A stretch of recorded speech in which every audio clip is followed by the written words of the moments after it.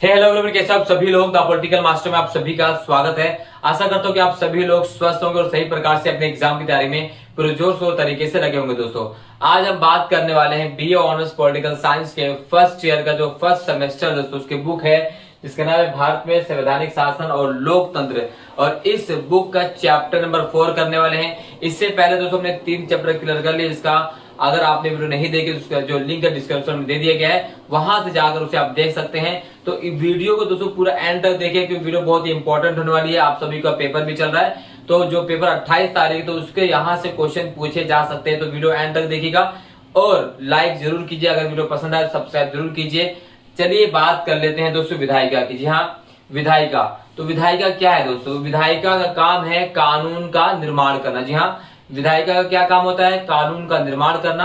और जो विधायिका की हम बात करें, इस विधायिका को भारतीय संविधान में संसद के नाम से जाना जाता है। जी हाँ, किसके नाम से जाना जाता है? संसद के नाम से, राइट। अब इस विधायिका के बारे में भारतीय संविधान में क्या प्रावधान है वो सबसे पहले जान लेते हैं। तो बात करते हैं दोस्तों भारतीय संविधान में भाग 5। जी हाँ, भारतीय संविधान के भाग 5 में अनुच्छेद 79 से लेकर अनुच्छेद 123 तक में विधायिका के बारे में चर्चा की गई। जी हाँ, अनुच्छेद 79 से लेकर अनुच्छेद 123 में विधायिका के बारे में बात की गई है। अब ये जो विधायिका है दोस्तों, इस विधायिका को हम संसद के नाम से जानते हैं। और संसद का जो निर्माण होता है दोस्तों, वो 3 तत्वों से मिलकर होता है। जी हाँ, 3 प्रमुख स्तंभ कह सकते हैं संसद के, वो है राष्ट्रपति, लोकसभा और राज्यसभा। जी हाँ, राष्ट्रपति, लोकसभा और राज्यसभा। तो यहाँ पर आपका सबसे बड़ा सवाल यह होना चाहिए कि भारतीय संसद जो है, भारतीय जो विधानमंडल है, या आप जिसे आप विधायिका कहते हैं, वो कैसी है? तो भारतीय विधान पालिका की अगर हम बात करें, विधायिका की बात करें दोस्तों, तो भारतीय विधायिका, भारतीय संसद जो है वह द्विसदनीय। क्या है दोस्तों? द्विसदनीय। कितनी है? 2 सदन वाली। जो हमारी भारतीय संसद है 2 सदन वाली है, जिसमें एक लोकसभा जिसे हम निम्न सदन कहते हैं, दूसरे राज्यसभा जिसे उपचला सदन या ऊपरी सदन के नाम से जाना जाता है। इसे दोस्तों काउंसिल ऑफ स्टेट कहते हैं। जी हाँ, इसे क्या है? ये काउंसिल ऑफ स्टेट यानी राज्यों की सभा है। और ये दोस्तों क्या है? जनता का सदन। यानी इस लोकसभा में जितने भी सदस्य जाते हैं उसका चुनाव जनता द्वारा प्रत्यक्ष रूप से किया जाता है। किसके द्वारा किया जाता है? जनता द्वारा प्रत्यक्ष रूप से। और राज्यसभा के सदस्यों के चुनाव जनता द्वारा चुने गए प्रतिनिधि जो है वो चुनाव करते हैं राज्यसभा के सदस्यों का। आने वाले चीजों में भी हम चर्चा करने वाले दोस्तों राज्यसभा लोकसभा के बारे में। तो सबसे पहले दोस्तों हम जान लेते हैं कि विधायिका इतनी इंपॉर्टेंट क्यों है, विधायिका को द्विसदनीय क्यों बनाया गया, आखिर हमने विधायिका संसद को क्यों बनाया। तो दोस्तों जैसे आप सभी को पता है कि भारत में अगर हम बात करें तो 16वीं शताब्दी से लेकर यानी ब्रिटिश शासनकाल की अगर हम बात करें, पूरे 200 सालों में ब्रिटिश सरकार ने हम पर शासन किया। और शासन के बाद ब्रिटिश सरकार ने जिस व्यवस्था का पालन किया था उसी व्यवस्था का हमने भी पालन किया। बट भारतीय संसदीय शासन प्रणाली ब्रिटिश संसदीय शासन प्रणाली से पूरी तरह से अलग है दोस्तों। हाँ, हम मानते हैं कि हमने ब्रिटिश के संसदीय शासन प्रणाली को अपनाया। इसके पीछे बहुत बड़ा कारण था, क्योंकि दोस्तों हमारे जो भी संविधान निर्माता थे या जो भी लोग थे वो पूरी तरीके से ब्रिटिश की जो संसदीय शासन प्रणाली थे उसे पूरी तरह से परिचित थे। और अगर हम बात करें जो संसदीय व्यवस्था दोस्तों काफी लंबे समय से ये बात में बनी है। जैसे अगर हम बात करें कि विधान पालिका जो विधायिका है हमारी, उसका निर्माण में अगर हम बात करें तो कई सालों का समय लगा है। इसमें 1833 का चार्टर एक्ट, 1853 का चार्टर एक्ट, ठीक है दोस्तों। फिर 1909 का भारतीय विधान अगर हम बात करें परिषद है ना, तो इस तरह से 1919 का भारत शासन अधिनियम, फिर 1935 का भारत शासन अधिनियम। तो ये सारे अधिनियमों के द्वारा ही इस संसदीय शासन प्रणाली की व्यवस्था का जन्म हुआ, एकाएक नहीं हुआ है। और जब ब्रिटिश शासन हमारे यहाँ से चली जाती है और हम आजाद हो जाते हैं, तो हमने इस संसदीय शासन प्रणाली को ही लागू करना उचित समझा, क्योंकि हम इस प्रणाली से भली भांति परिचित थे। अगर हम कोई दूसरी संसदीय शासन कोई और दूसरी प्रणाली अपनाते तो उसे हमें समझने में बहुत वक्त लगता, ऐसे में काफी समय नुकसान हो जाता और हो सकता था कि जिस सफलता के तरीके से, जिस अच्छे तरीके से आज हम अपने लोकतंत्र का संचालन कर रहे हैं, लोकतंत्र को स्थापित किए हुए हैं, वैसा ना हो पाता। तो इसलिए हमारे संविधान निर्माताओं ने इस ब्रिटिश संसदीय शासन प्रणाली को ही तवज्जो दी और हमने भारतीय शासन व्यवस्था में ब्रिटिश संसदीय शासन प्रणाली को अपनाया। और ब्रिटिश संसदीय शासन प्रणाली को अपनाने का मतलब ये नहीं था कि हमने हूबहू ब्रिटिश संसदीय शासन प्रणाली को अपना लिया है। हमारी जो संसदीय शासन प्रणाली है दोस्तों, वो ब्रिटिश के संसदीय शासन प्रणाली से काफी भिन्न है। ब्रिटिश की जो संसद है दोस्तों, वो सर्वोच्च है। ब्रिटेन की जो संसद वो क्या है, वो सर्वोच्च है। यानी आप यूं समझ लीजिए कि ब्रिटेन के संसद द्वारा जो भी कानून बनाया जाता है उसे न्यायपालिका द्वारा बदला नहीं जा सकता। यानी संसद सर्वोच्च है वहां पर, यानी संसद द्वारा बनाए गए नियमों का, कानूनों का जो न्यायपालिका है वो उस पर फेर बदल नहीं कर सकती है। बट हमारी संसद द्वारा बनाए गए कानूनों का न्यायपालिका द्वारा दोस्तों क्या कर सकते हैं, न्यायपालिका उसकी व्याख्या भी करती है। और अगर न्यायपालिका को लगता है कि संसद ने जिस नियम और कानून का निर्माण किया है वो नागरिकों के अधिकारों का हनन कर रही है, मौलिक अधिकारों का हनन कर रही है, तो न्यायपालिका उस कानून को रद्द भी कर सकती है। तो इस वजह से भी हमारी जो संसदीय शासन प्रणाली है ब्रिटेन की संसदीय शासन प्रणाली से मेल नहीं खाती है।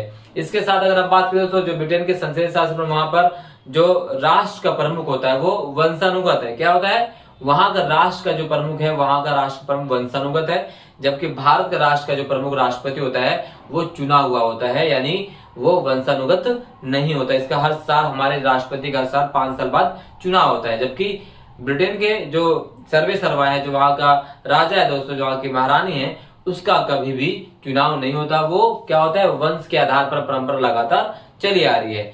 अगर दूसरी तरफ से बात करें तो ब्रिटेन में लिखित संविधान नहीं है, हमारा लिखित संविधान है। इसके बाद में हम इसमें चर्चा करने वाले थे। तो आई होप ये वीडियो आपको समझ में आ रही है। अगर अच्छी लग रही है तो आपको लाइक जरूर कर दीजिए, ज्यादा से ज्यादा मात्रा में से शेयर कीजिए। दोस्तों बात करते हैं दोस्तों कि लोकसभा और राज्यसभा के बारे में। तो हमने बताया दोस्तों कि भारतीय संसद जो है द्विसदनीय है। एक को हम लोकसभा कहते हैं, दूसरों को हम राज्यसभा कहते हैं। यहां से क्वेश्चन जो है आपसे पूछा जा सकता है कि लोकसभा और राज्यसभा में अंतर क्या है। तो दोस्तों जैसे हमने आपको बताया कि लोकसभा, इसे जनता का सदन कहते हैं। क्या कहते हैं, जनता का सदन, यानी ये जनता का सदन है। अब लोकसभा का चुनाव जो होता है दोस्तों, ये चुनाव होता है फर्स्ट, यहां कैसे होता है, फर्स्ट पास्ट दी पोस्ट प्रणाली के माध्यम से। तो फर्स्ट पास्ट दी पोस्ट प्रणाली के माध्यम से इसका चुनाव होता है, किसका, लोकसभा चुनाव। और इसका चुनाव क्या होता है, प्रत्यक्ष रूप से। जहां प्रत्यक्ष रूप से इसका चुनाव होता है, यानी लोकसभा के सदस्यों के चुनाव या लोकसभा का चुनाव जो जनता खुद करती है मतदान के माध्यम से अपने के द्वारा, यानी प्रत्यक्ष रूप से इनका चुनाव किया जाता है। लोकसभा की अधिकतम संख्या अगर हम बात करें तो 552 हो सकती है। 550 से 552, माफ कीजिएगा, 550 से 552 जो है लोकसभा की अधिकतम संख्या हो सकती है। ठीक है। इसके अलावा अगर बात करें लोकसभा का जो कार्यकाल होता है दोस्तों, इसका जो कार्यकाल है ये 5 वर्ष होता है। और प्रत्येक 5 वर्ष बाद लोकसभा का दोबारा चुनाव किया जाता है, यानी 5 वर्ष बाद लोकसभा की विघटित हो जाती है। इसके अलावा अगर हम बात करें दोस्तों लोकसभा के बारे में, तो हमने कहा कि इसे निम्न सदन कहा जाता है। क्या कहा जाता है, निम्न सदन कहा जाता है। लोकसभा निम्न सदन है, यानी जनता का सदन है। ठीक है। इस तरह से आप लोकसभा का अंतर कर सकते हैं। अगर हम राज्यसभा की बात करें दोस्तों, तो राज्यसभा क्या है, राज्यों का, ठीक है, राज्यों का सदन। यानी इसके अलावा अगर हम बात करें तो जो राज्यसभा के सदस्यों का चुनाव होता है वो समानुपातिक प्रतिनिधित्व प्रणाली के माध्यम से, किसके माध्यम से होता है, समानुपातिक प्रतिनिधित्व प्रणाली के माध्यम से राज्यसभा के सदस्यों का चुनाव होता है।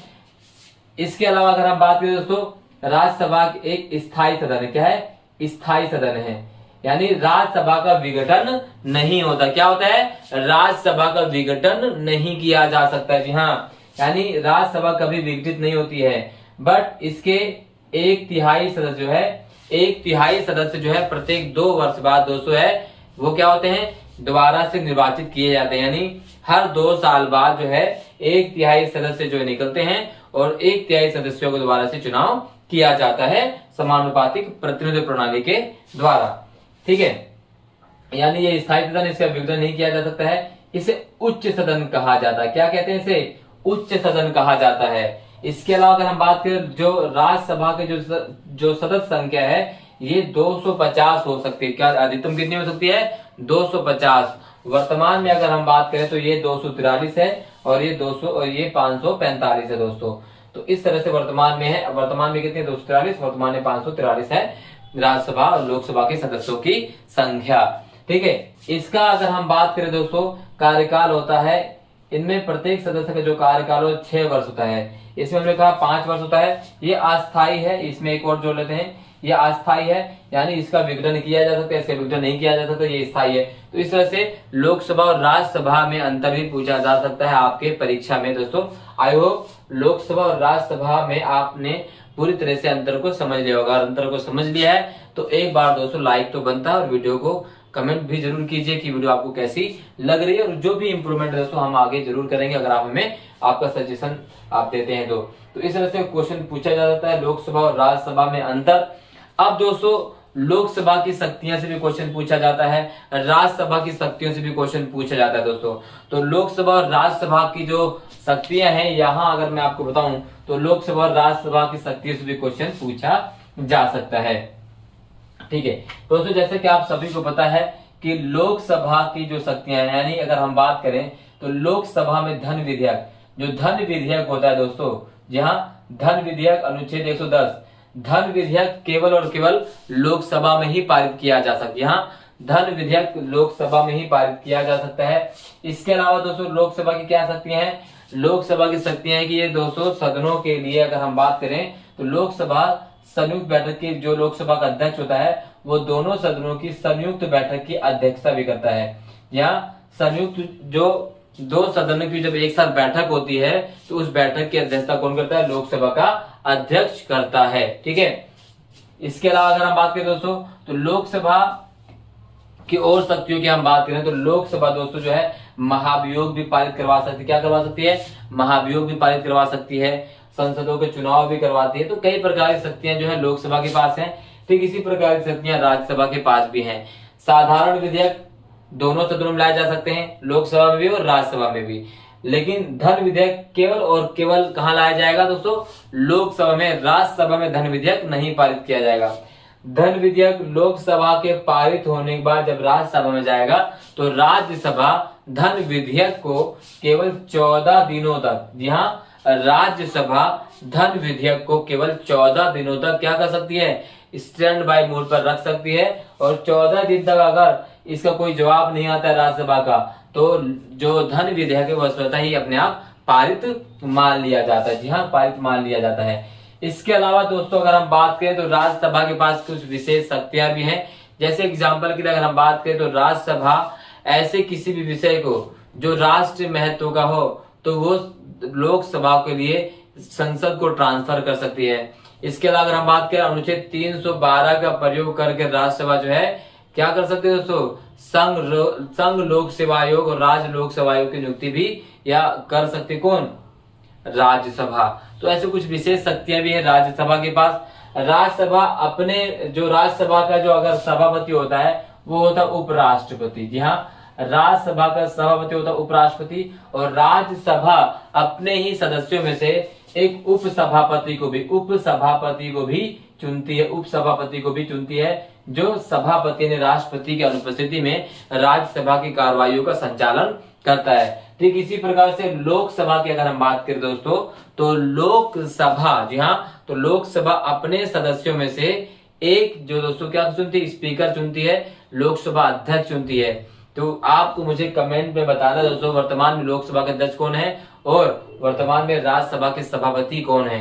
और साथ ही साथ आपको मुझे यह भी बताना है दोस्तों कि भारत के पहले लोकसभा अध्यक्ष और भारत के पहले राज्यसभा अध्यक्ष, राज्यसभा के सभापति कौन थे। आप मुझे कमेंट बॉक्स में जरूर बताइएगा।